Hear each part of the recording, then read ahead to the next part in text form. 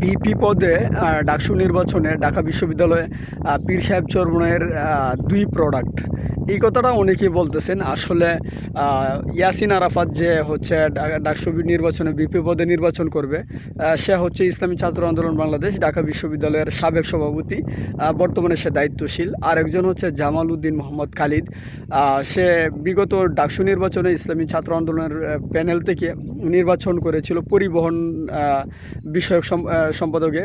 তো সে বর্তমানে হচ্ছে ইসলামী ছাত্র আন্দোলন বাংলাদেশ সে নেই, সে হচ্ছে নিজস্ব একটা সংগঠন করে, যেটা অরাজনৈতিক।